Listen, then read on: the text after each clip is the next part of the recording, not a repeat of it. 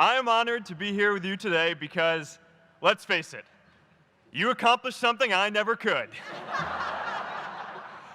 If I get through this speech today, it'll be the first time I actually finish something here at Harvard. Class of 2017, congratulations.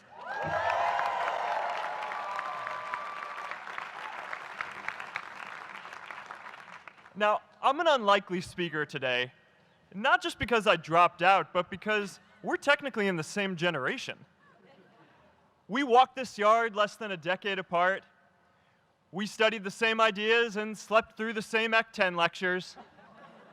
We may have taken different roads to get here, especially if you came all the way from the quad. But today, I want to share what I've learned about our generation and the world we're all building together. But first, these last couple of days have brought back a lot of good memories. How many of you remember exactly where you were and what you were doing when you got that email telling you got into Harvard?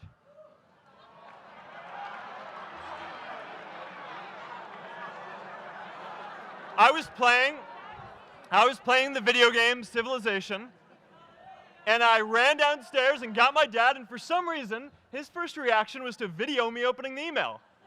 That could have been a really, really sad video. But I swear, getting into Harvard is the thing my parents are most proud of me for. My mom is nodding. You all know what I'm talking about. Look, guys, it's tough to beat this. You'll see when you get out there. How many of you remember your first lecture here at Harvard? Mine was Computer Science 121 with the incredible Harry Lewis. Harry. I was running late for class, so I threw on a t-shirt, and I didn't realize until afterwards that I put it on inside out and backwards, and my tag was sticking out the front. I couldn't figure out why no one in class would talk to me. Except for this one guy, KX Jin. He just went with it. We started doing our problem sets together, and now he runs a big part of Facebook. And that, class of 2017, is why you should be nice to people.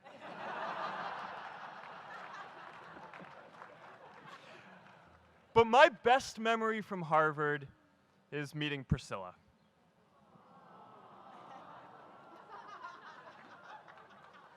I had just launched this prank website, FaceMash, and the ad board wanted to see me. Everyone thought I was going to get kicked out. My parents drove up here to help me pack my stuff. My friends threw me a going-away party. Who does that?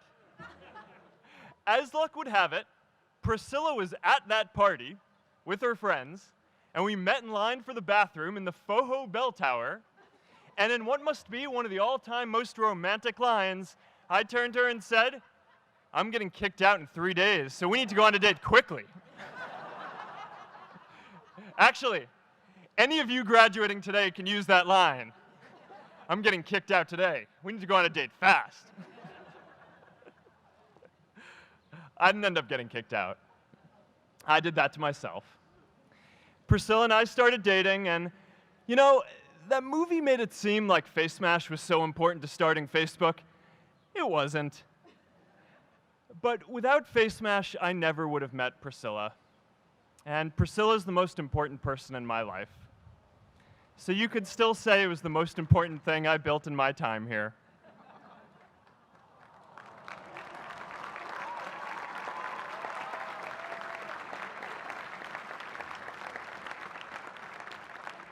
We have all started lifelong friendships here, and some of us even families. That's why I'm so grateful to this place. Thanks, Harvard.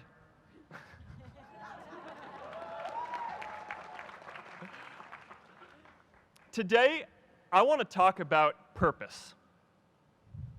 But I'm not here to give you the standard commencement about finding your purpose. We're millennials.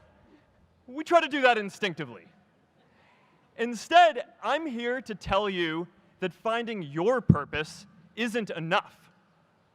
The challenge for our generation is to create a world where everyone has a sense of purpose.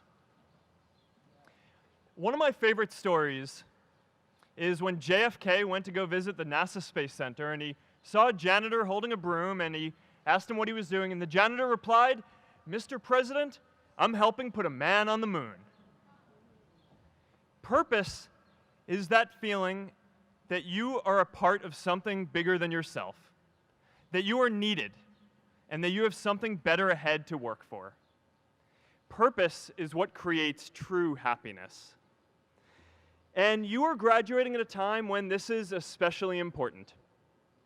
When our parents graduated, that sense of purpose reliably came from your job, your church, your community. But today, technology and automation are eliminating many jobs. Membership in a lot of communities has been declining, and a lot of people are feeling disconnected and depressed and are trying to fill a void in their lives. As I've traveled around, I've sat with children in juvenile detention and opioid addicts who've told me that maybe their lives would have turned out differently if they just had something to do, an after-school program or somewhere to go. I've met factory workers who know their old jobs aren't coming back and are just trying to find their path ahead. For our society to keep moving forward, we have a generational challenge to not only create new jobs, but create a renewed sense of purpose. I remember that night I launched Facebook from that little dorm in Kirkland House. I went to Noakes with my friend KX, and I remember telling him clearly that I was excited to help connect the Harvard community, but one day someone would connect the whole world. The thing is, it never even occurred to me that that someone might be us. We were just college kids. We didn't know anything about that. There were all these great big technology companies with all these resources, and I just assumed one of them would do it. But this idea was so clear to us that all people want to connect. So we just kept working on it, day after day after day. And I know that a lot of you are going to have your own stories just like this. A change in the world that seems so clear that you are sure someone else is going to do it. But they're not. You will. But it's not enough to have that purpose yourself. You also have to create a sense of purpose for others. And I found that out the hard way. You see, my hope was never to build a company. I wanted to have an impact. And as all these people started joining us, I just assumed that that's what they wanted to do too. So I never took the time to explain what it was that I hoped we'd build. A couple years in, some big companies wanted to buy us. I didn't want to sell. I wanted to see if we could connect more people. And we were building the first version of Newsfeed at the time, and I thought, if we could just launch this, it could change how we all learn about the world. Nearly everyone else wanted to sell. Without a sense of higher purpose, this was their startup dream come true, and it tore our company apart. After one particularly tense argument, one of my close advisors told me if I didn't agree to sell the company right now, I would regret that decision for the rest of my life. Relationships were so frayed that within a year or so, every single person on our management team was gone. That was my hardest time leading Facebook. I believed in what we were doing, but I felt alone. And worse, it was my fault. I wondered if I was just wrong, an imposter, a 22-year-old kid who had no idea how things actually worked. Now, years later, I understand that is how things work when there's no sense of higher purpose. So it's up to all of us to create it so we can all keep moving forward together. And today, I want to talk about 3 ways that we can create a world where everyone has a sense of purpose. By taking on big, meaningful projects together. By redefining equality so everyone has the freedom to pursue their purpose. And by building community all across the world. So first, let's take on big, meaningful projects. Our generation is going to have to deal with tens of millions of jobs replaced by automation like self-driving cars and trucks. But we have the potential to do so much more than that. Every generation has its defining works. More than 300,000 people worked to put that man on the moon, including that janitor. Millions of volunteers immunized children around the world against polio, and millions of more people built the Hoover Dam and other great projects. And now it's our generation's turn to do great things. Now I know, maybe you're thinking, I don't know how to build a dam. I don't know how to get 1 million people involved in anything. Well, let me tell you a secret. No one does when they begin. Ideas don't come out fully formed. They only become clear as you work on them. You just have to get started. If I had to know everything about connecting people before I got started, I never would have built Facebook. Movies and pop culture just get this all wrong. The idea of a single eureka moment is a dangerous lie. It makes us feel inadequate because we feel like we haven't had ours yet. And it prevents people with seeds of good ideas from ever getting started in the first place. Oh, and you know what else movies get wrong about innovation?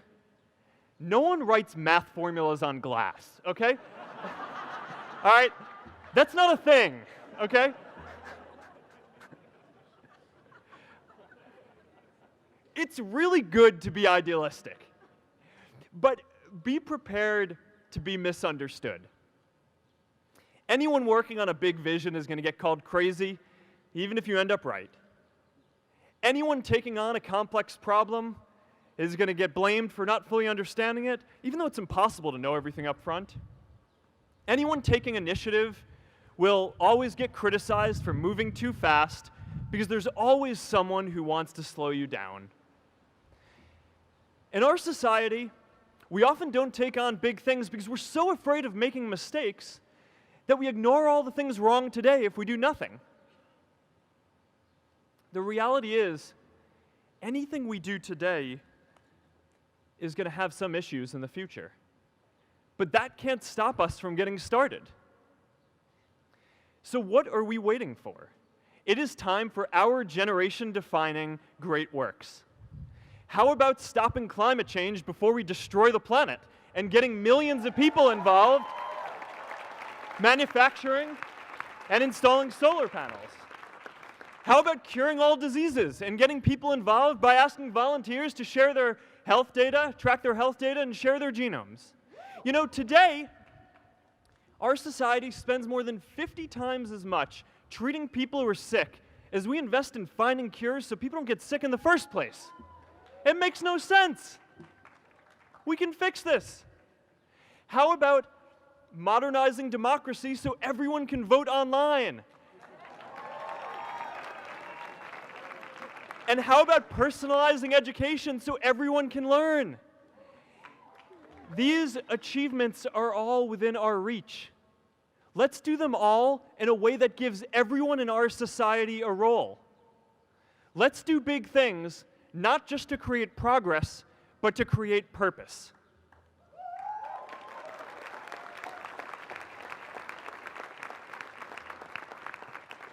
So taking on big, meaningful projects together is the first thing we can do to create a world where everyone has a sense of purpose. The second is redefining our idea of equality so everyone has the freedom to pursue their purpose. Now, many of our parents had stable jobs throughout their careers, but in our generation, we're all a little entrepreneurial, whether we're starting our own projects or finding our role in another one. And, you know, that's great, because our culture of entrepreneurship is how we create so much progress. An entrepreneurial culture thrives when it is easy to try lots of new ideas. Facebook wasn't the first thing I built. I also built chat systems and games, study tools and music players, and I'm not alone. J.K. Rowling got rejected 12 times before she finally wrote and published Harry Potter. Even Beyoncé had to make hundreds of songs to get Halo. The greatest successes come from having the freedom to fail. Now, today, we have a level of wealth inequality that hurts everyone. When you don't have the freedom to take your idea and turn it into a historic enterprise, we all lose.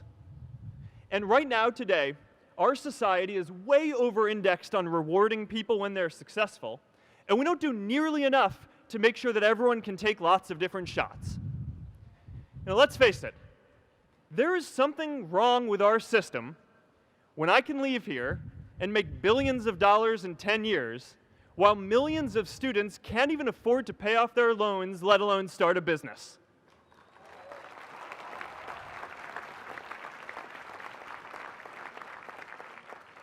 Look, I know a lot of entrepreneurs, and I don't know a single person who gave up on starting a business because they were worried they might not make enough money. But I know too many people who haven't had the chance to pursue their dreams because they didn't have a cushion to fall back on if they failed.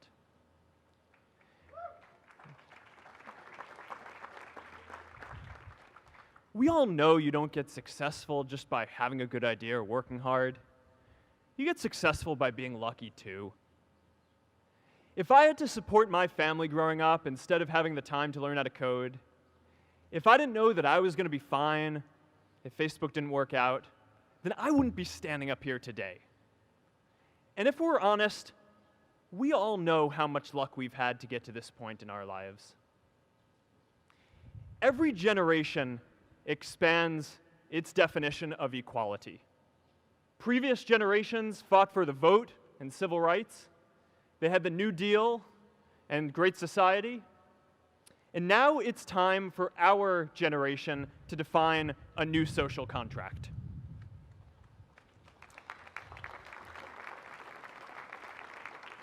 We should have a society that measures progress not just by economic metrics like GDP, but by how many of us have a role we find meaningful. We should explore ideas like universal basic income to make sure that everyone has a cushion to try new ideas.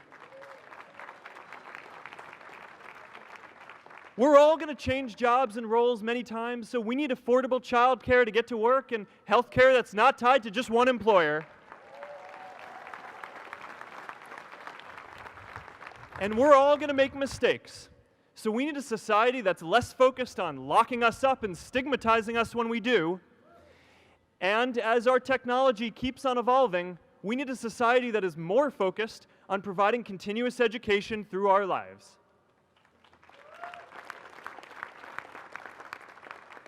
And yes, giving everyone the freedom to pursue purpose isn't going to be free. People like me should pay for it. And a lot of you are going to do really well, and you should too.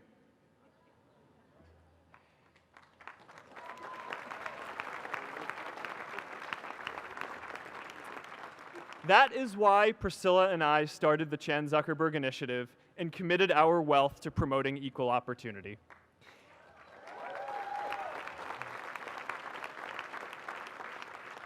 These are the values of our whole generation. It was never a question of if we were going to do this. The only question was when. Millennials are already one of the most charitable generations in history. In just 1 year, more than 3 in 4 US millennials donated to charity, and more than 7 in 10 raised money for another one. But it's not just about giving money. You can also give time. And I promise you, if you just take an hour or two a week, that's all it takes to give someone a hand and help them reach their potential. Now, maybe you're thinking, that's a lot of time. I'm not sure if I have that much time. I used to think that. You know, when Priscilla graduated from Harvard, she became a teacher. And before she'd do education work with me, she told me that I needed to get my own experience teaching a class. At first, I complained. I said, you know, I'm kind of busy. I'm running this company.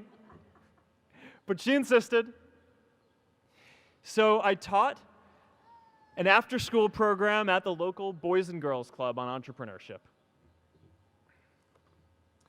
I taught those kids lessons on product development and marketing, and they taught me what it was like growing up feeling targeted for your race, and what it's like having a family member in prison. I shared stories of my time in school, and they shared their hope that one day they would get to go to college too. For 5 years, I've had dinner with those students every month. One of them even threw Priscilla and me our first baby shower. And next year, they're going to college. Every one of them, first generation in their families. We can all make time to give someone a hand. Let's give everyone the freedom to pursue purpose, not just because it's the right thing to do, but because when more people can turn their dreams into something great, we are all better for it.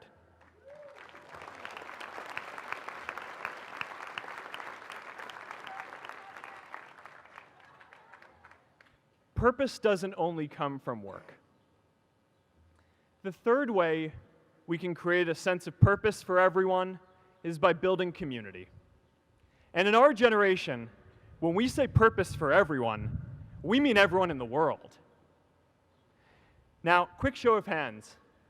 How many of you here are from another country?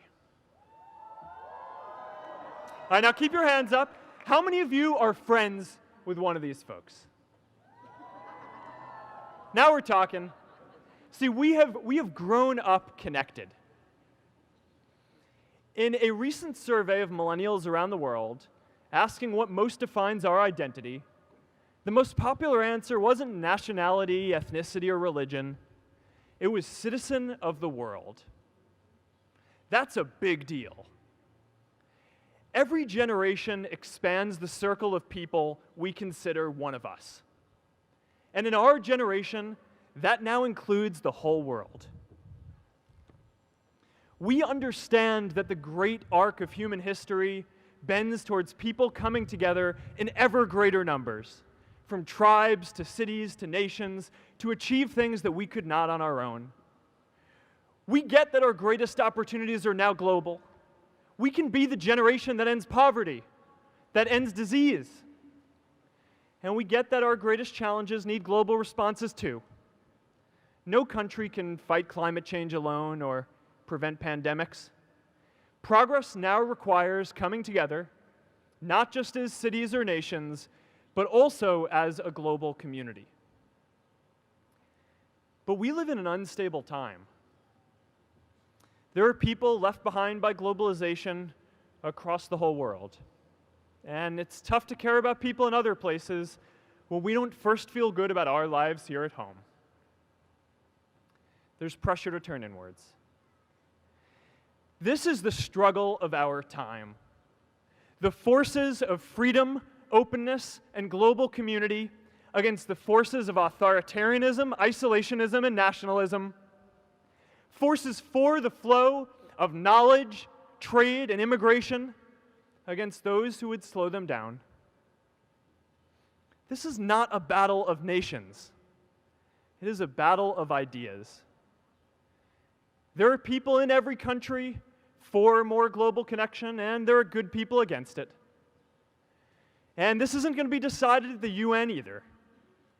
It's going to happen at the local level when enough of us feel a sense of purpose and stability in our own lives that we can start to open up and care about everyone else too. And the best way to do that is to start building local communities right now.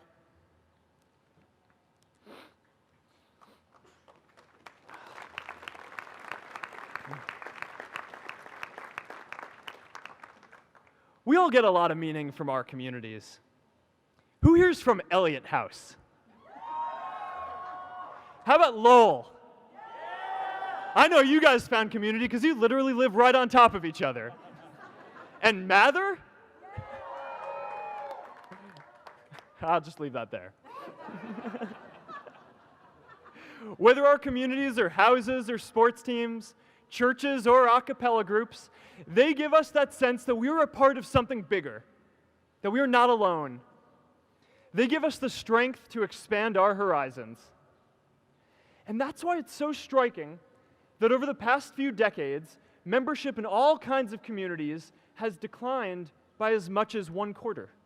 That's a lot of people who now need to find a sense of purpose somewhere else. But I know that we can rebuild these communities and start new ones because many of you already are. I met Agnes Agoye, who's graduating today. Agnes, where are you?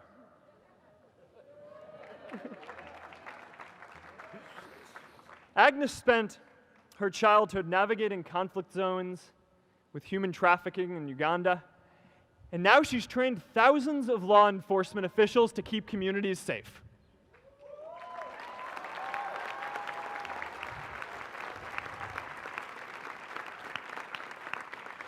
I met Kayla Oakley and Neha Jain, who are graduating today too. Stand up, guys.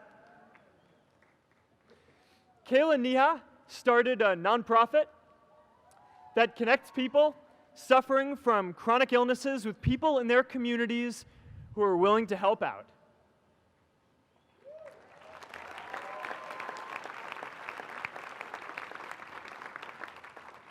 And I met David Razu Aznar, who's graduating from the Kennedy School today. David, stand up.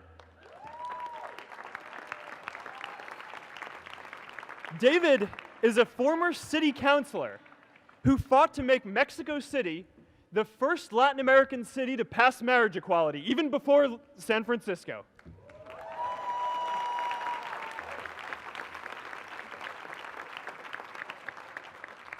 And this is my story too. A student in a dorm, connecting one community at a time, and keeping at it until one day we can connect the whole world. Change starts local. Even global change starts small with people like us. In our generation, the struggle of whether we connect more, whether we achieve our greatest opportunities, comes down to this: your ability to build communities and create a world where every single person has a sense of purpose.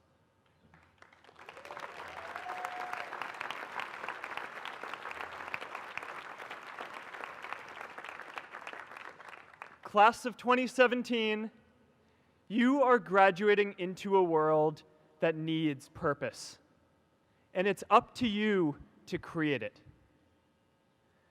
Now, maybe you're asking yourself, can I really do this? Well, remember when I told you about that class I taught at the Boys and Girls Club? One day after class, I was talking to my students about going to college, and one of my top students raised his hand and said that he wasn't sure he could go to college because he's undocumented. He wasn't sure if they'd take him. Last year, I took him out to breakfast for his birthday, and I wanted to get him a gift, so I asked him what he wanted, and he just started talking about struggles that he saw other students in his class facing, and finally said, "You know, I'd really just like a book on social justice." I was blown away. Here is a young guy who has every reason to be cynical. He wasn't sure if the country he calls home, the only one he's known, was going to deny him his dream of going to college. But he wasn't feeling sorry for himself. He wasn't even thinking of himself.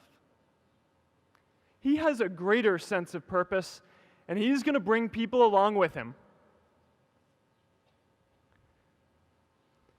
It says something about our situation today that I can't even say his name because I don't want to put him at risk.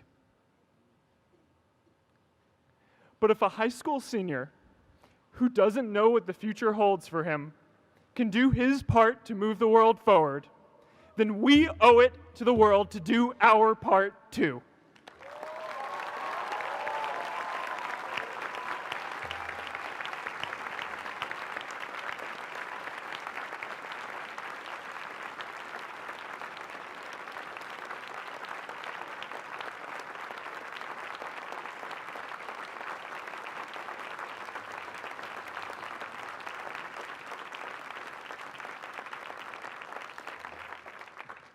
So before you walk out those gates one last time, And as we sit here in front of Memorial Church, I'm reminded of a prayer, Misha Berach, that I say whenever I face a big challenge, that I sing to my daughter, thinking of her future when I tuck her in at night.